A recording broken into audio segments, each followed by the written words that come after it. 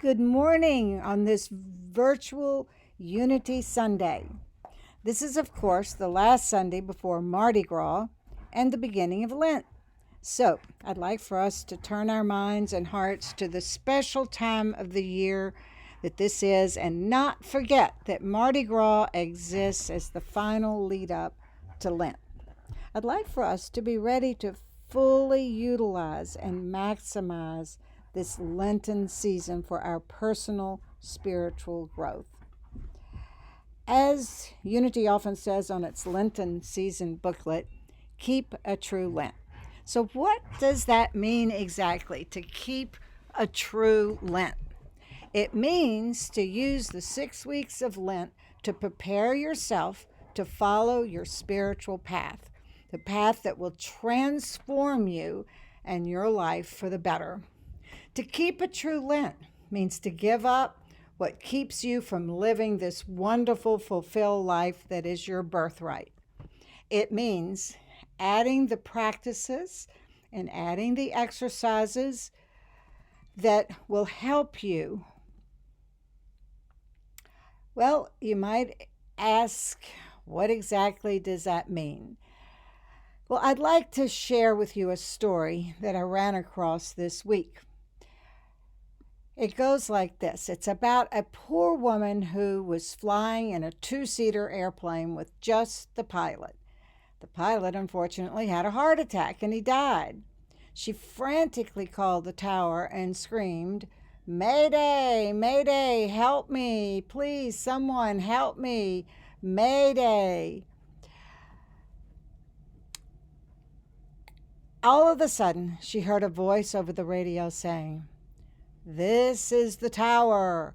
I have received your message and I will talk you through it.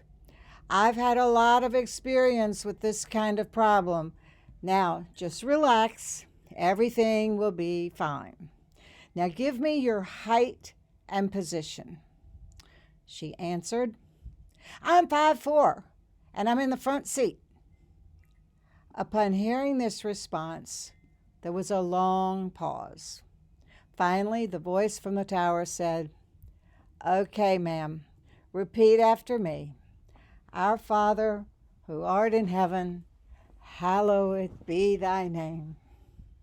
Obviously, the woman wasn't at all prepared to take the tower's directions, so there was nothing they could do to help her land the plane.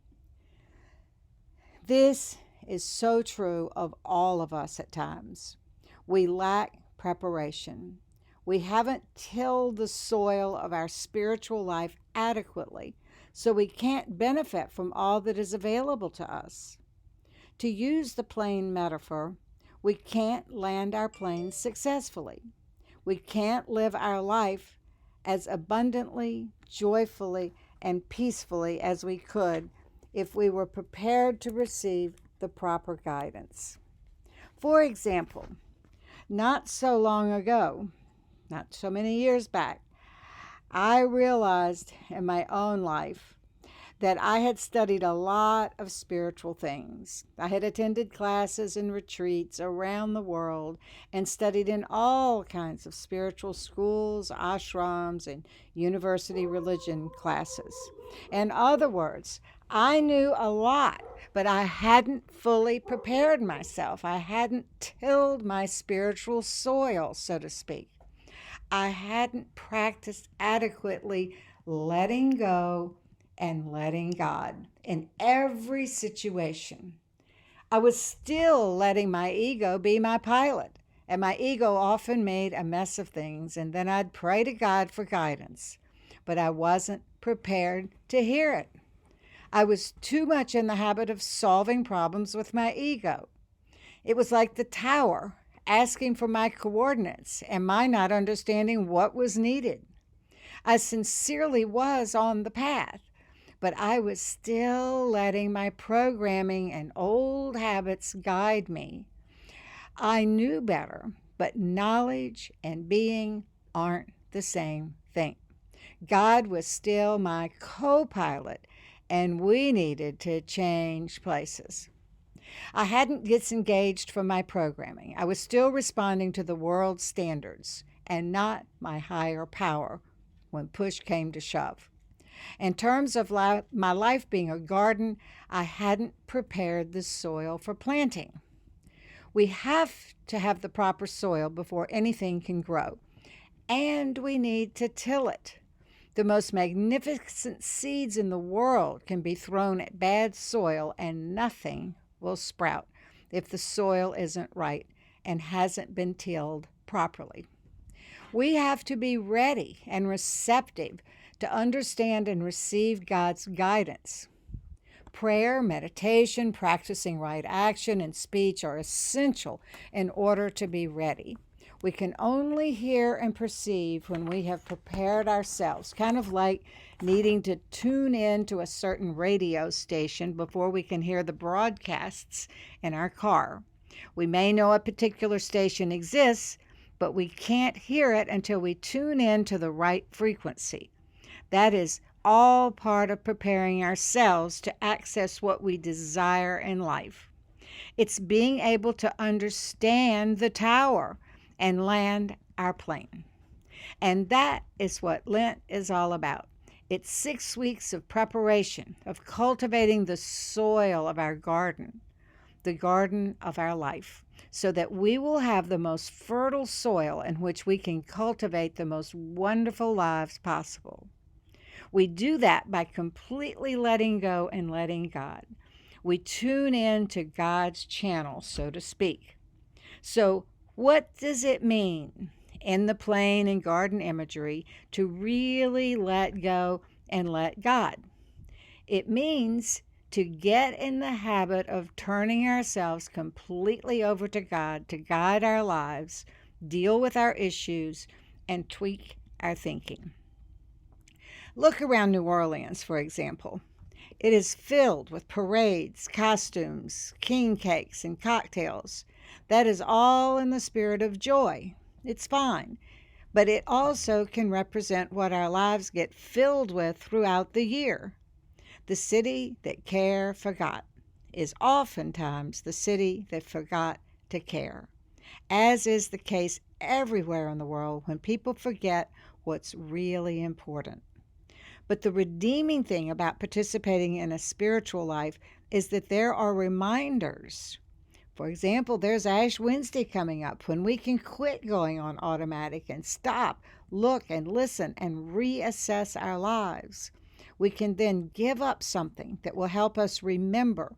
Each time we don't eat or do what we gave up, we'll remember. It's thus a wake-up call throughout each day, a reminder to stay on track and to be all that we can be. You may, for example, give up something like chocolate, alcohol, smoking, or some time each day to read spiritual works. Whatever it is, look at it as a wonderful opportunity to wake you up and many times during the day to your spiritual commitment. The Bible says many times, wake up. We must wake up to our spiritual path. Every time you think about eating that chocolate or maybe drinking alcohol or drinking caffeine or whatever it is that you gave up, you are reminded. And it's free. It's a free reminder. And it's not a sacrifice. It's an opportunity to grow, to till your soil. And what is this life of spiritual commitment? It's like cultivating your garden being your life. You want your garden to be full of beautiful flowers and healthy fruits and vegetables for your health and pleasure. We must cultivate our garden every day. We must till the soil, then plant what we want, pull the weeds, and water every day, and thus produce the life we want. To take the garden metaphor a little further, let's look at the ideas of weeding our garden. What weeds would we want to pull out? Let's take unforgiveness, for example. Unforgiveness is like a poison in our lives. It will choke out the good plants in our garden. It will keep good plants like joy and peace from growing in our lives. In Luke 6:37, it says, "Forgive and you will be forgiven. Forgive and you will be forgiven." Unforgiveness is not found in lower personal consciousness. The good thing is that all unloving, unforgiving thoughts can be released with our desire and God's help. Then we start seeing ourselves and others in a whole new light. Lent is a perfect time to become aware of our weeds, like unforgiveness, and to pull them out. Let's take the garden metaphor a little further. I'm a vegetarian, as were Unity co-founders Charles and Myrtle Fillmore, by the way. So I started thinking about what I would plant in my garden. First, I would plant squash, and I would let that remind me during Lent to cultivate my garden. By squashing gossip, squashing indifference, squashing negativity, squashing selfishness. Then I would plant lettuce, and I would think, let us be faithful. Let us be kind.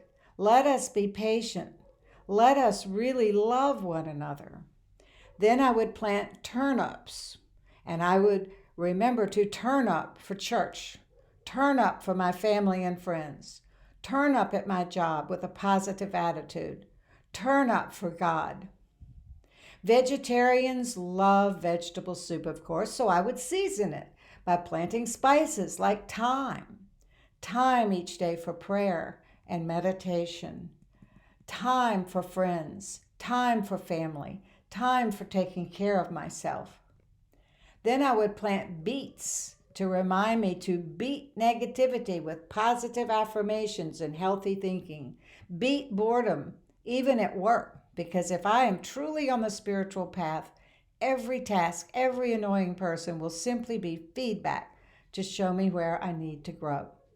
Beat blaming the world for my problems. Beat blaming myself for anything. Just watch what I want to change and do it.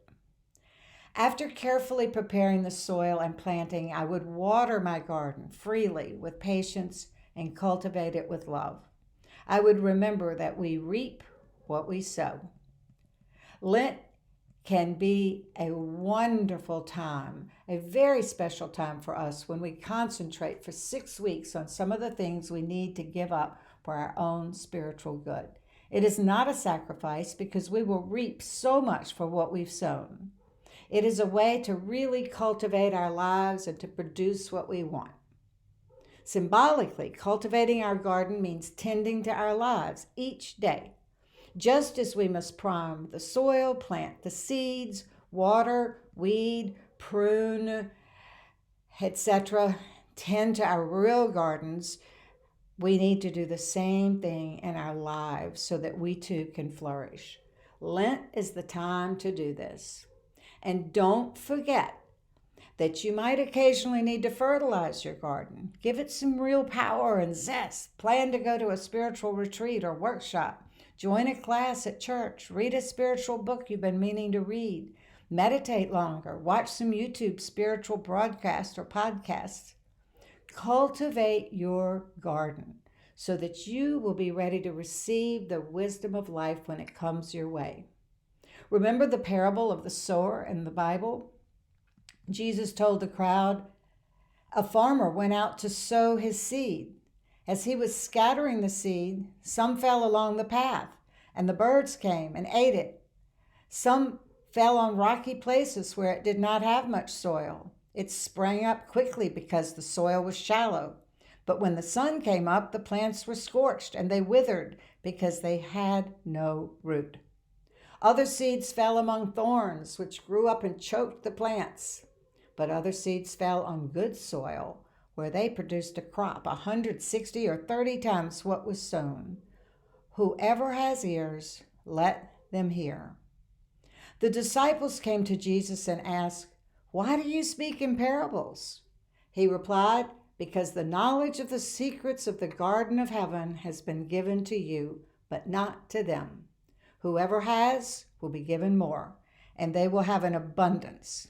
Whoever does not have, even what they have will be taken from them. Though seeing, they do not see. Though hearing, they do not hear or understand. You will be ever hearing, but never understanding.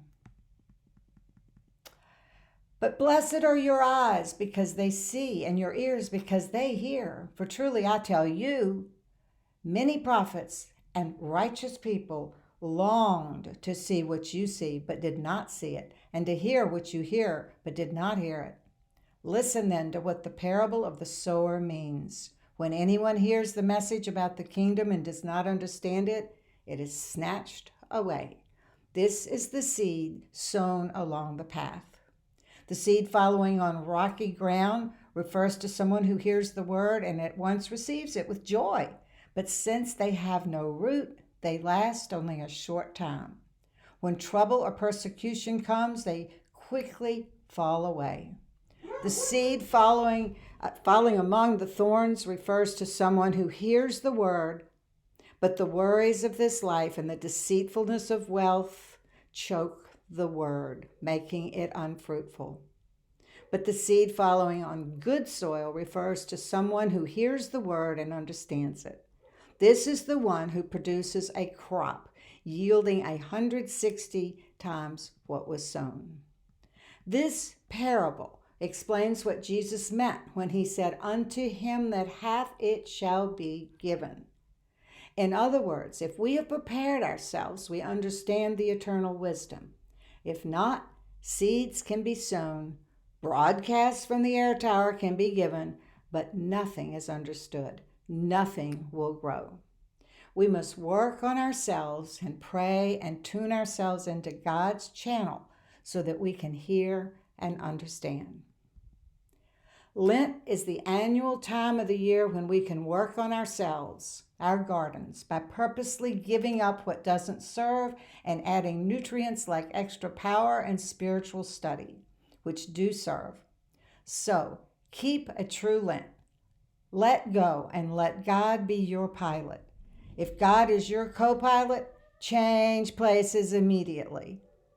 May the next 6 weeks help you fine-tune your life so that you can tune in completely to God's channel and transform your life as you so deserve.